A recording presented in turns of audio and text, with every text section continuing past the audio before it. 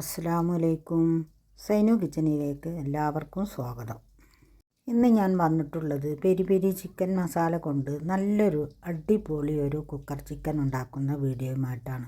അപ്പോൾ ഈ cooker chicken ഉണ്ടാക്കുന്നത് ഒന്ന് കണ്ടു നോക്കിയാലോ. ആദ്യം തന്നെ മസാല തയ്യാറാക്കാം. അതിനായി ഞാൻ 2 ടേബിൾ സ്പൂൺ മുഴുവനായിട്ടുള്ള മല്ലിയും ഒരു 5-6 കാശ്മീരി മുളകും 4 സാദാ വറ്റൽമുളകും പിന്നെ നല്ല ജീരകം 1 സ്പൂൺ, പെരിഞ്ജീരകം 1 സ്പൂൺ, പിന്നെ കുരുമുളക് ഞാൻ മുഴുവനായിട്ട് ഇട്ടിട്ടില്ല കേട്ടോ. ഞാനിതിൽ പൊടിയാണ് ചേർത്തിട്ടുള്ളത്. അതേപോലെ തന്നെ ഗരം മസാലയും ഞാനിതിൽ പൊടിയാണ് ഇട്ട് കൊടുത്തിട്ടുള്ളത്. ഇനി ഇത് നല്ലതുപോലെ ഒന്ന് ചൂടാക്കിയതിന് ശേഷം പൊടിച്ചെടുക്കാം. ഇനി ഒരു മിക്സിയുടെ ജാറിലേക്ക് ഒരു തക്കാളി, ഒരു സവാള, 2 പച്ചമുളക്, ഒരു പിടി മല്ലിയില നല്ലതുപോലെ ഒന്ന് അരച്ചെടുക്കുക. അതിൻ്റെ കൂടെ തന്നെ ഇഞ്ചി വെളുത്തുള്ളി പേസ്റ്റും. പിന്നെ ഇത് അരച്ചെടുത്തതിന് ശേഷം ഇതിലേക്ക് തന്നെ 1 സ്പൂൺ ഗരം മസാലയും അതുപോലെ തന്നെ ഒരു 1/2 സ്പൂൺ മഞ്ഞൾപ്പൊടിയും പിന്നെ ഒരു ചെറുനാരങ്ങയുടെ നീരും ഇട്ടതിന് ശേഷം ഈ മസാലയും ചേർത്ത് നല്ലതുപോലെ ഒന്ന് ഇളക്കിയെടുത്തതിന് ശേഷം നമുക്കിത് കഴുകിയെടുത്ത ചിക്കൻ വരഞ്ഞെടുത്തിട്ടുണ്ട്. ഇനി നമുക്ക് ഈ മസാല ഇതിലേക്ക് നല്ലതുപോലെ ഒന്ന് തേച്ച് പിടിപ്പിക്കാം. ഇതിൽ പറയാൻ വിട്ടിട്ടുള്ളത് 2 സ്പൂൺ കുരുമുളക് പൊടിയും അതുപോലെ തന്നെ പാകത്തിനുള്ള ഉപ്പും ഒരു ചെറുനാരങ്ങയുടെ നീരും കൂടി ചേർത്തതിന് ശേഷം നല്ലതുപോലെ തേച്ച് പിടിപ്പിച്ചതിന് ശേഷം 1 മണിക്കൂർ ഫ്രിഡ്ജിൽ വെക്കാം. ഇനി നമുക്ക് ഒരു കുക്കറിലേക്ക് വാഴയില വാട്ടി വെച്ചതിന് ശേഷം ഈ ചിക്കൻ അതിലേക്ക് വെച്ച് കൊടുത്ത് കുറച്ച് മല്ലിയിലയും അതുപോലെ തന്നെ കുറച്ച് കരിവേപ്പിലയും ഇട്ട് കൊടുത്ത് കുറച്ച് ഓയിലും കൂടി ഒഴിച്ച് നമുക്കിത് നല്ലതുപോലെ ഒന്ന് കുക്ക് ചെയ്തെടുക്കാം. ഏകദേശം 1 മണിക്കൂറോളം ഞാൻ കുക്ക് ചെയ്തിട്ടുണ്ടായിരുന്നു കേട്ടോ. അപ്പോൾ നല്ലതുപോലെ തന്നെ വെന്ത് കിട്ടിയിട്ടുണ്ട്.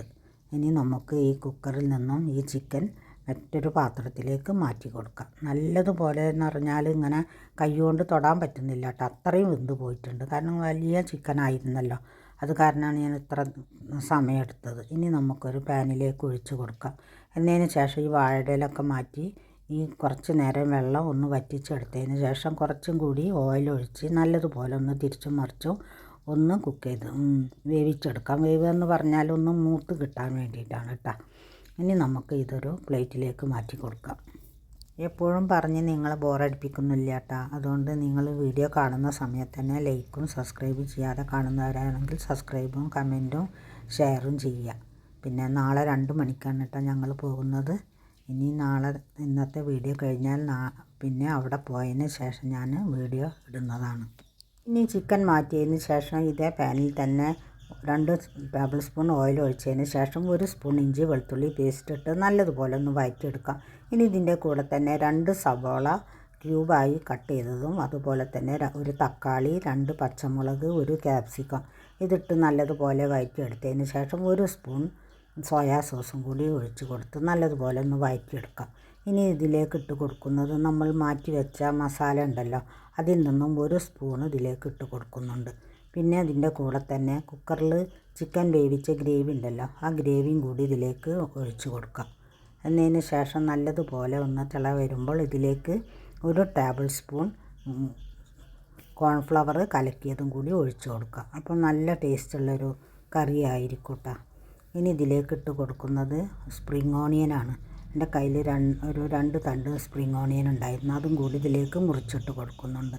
ഇങ്ങനെ മുറിച്ചിട്ട് കൊടുക്കുമ്പോൾ നല്ലൊരു ടേസ്റ്റുള്ള കറി ആയിരിക്കും കേട്ടോ. ഇനി ഇതിൻ്റെ കൂടെ തന്നെ 1 മല്ലിയിലയും അതേപോലെ തന്നെ 1/2 സ്പൂൺ പഞ്ചസാരയും കൂടി ഇട്ട് കൊടുക്കുന്നുണ്ട്. ഈ പഞ്ചസാര നമ്മൾ അജിനമോട്ടൊക്കെ ഇടുന്നതിന് പകരമാണ് കേട്ടോ. നല്ലൊരു അടിപൊളി ഗ്രേവി തന്നെ ആയിരുന്നു. കാരണം ഞങ്ങളിതിൽ കൂടെ കഴിക്കുന്നത് പൊറാട്ടയും പത്തിരിയും കൂടിയാണ് കേട്ടോ. അപ്പോൾ അതിലേക്കൊരു ഗ്രേവി വേണമല്ലോ. അപ്പോൾ വേണമെന്നുണ്ടെങ്കിൽ ചിക്കൻ്റെ മുകളിൽ ഈ ഗ്രേവി ഒഴിക്കാം കേട്ടോ. പക്ഷേ ഞാനിത് സെപ്പറേറ്റ് ആയിട്ടാണ് വെച്ചിട്ടുള്ളത്. ഇനി നമ്മൾ ഈ ചിക്കൻ കെട്ടിയിട്ടുള്ളതൊന്ന് അഴിച്ചെടുക്കാം. ഇതെൻ്റെ മോളും ഹസ്ബൻഡും കൂടെ ഇന്നലെ വന്നിട്ടുണ്ടായിരുന്നു. അവർക്ക് ഇന്നലെ ലീവാണല്ലോ, പിന്നെ ഞങ്ങൾ നാളെ പോവുകയാണല്ലോ, അപ്പോൾ അതിന് വന്നപ്പോൾ ഉണ്ടാക്കിയതാണ് കേട്ടോ. പിന്നെ അതിൻ്റെ കൂടെ തന്നെ ഞാൻ മയോണൈസും ഉണ്ടാക്കിയിട്ടുണ്ടായിരുന്നു. അപ്പോൾ നല്ലൊരു അടിപൊളി ഒരു കോമ്പിനേഷനാണ് കേട്ടോ, പൊറോട്ടയുടെയും കൂടി അതേപോലെ തന്നെ പത്തിരി ഒക്കെ. പിന്നെ ഈ ഗ്രേവിയും കൂടി ഇതിൽ കൂടി കഴിക്കുമ്പോൾ നല്ലൊരു അടിപൊളി തന്നെയായിരുന്നു. അപ്പോൾ എല്ലാവരും ഇതുപോലെ ഉണ്ടാക്കി നോക്കുക. ഇനി മറ്റൊരു വീഡിയോയുമായി കാണുന്നത് വരെ താങ്ക് യു ഫോർ വാച്ചിങ്.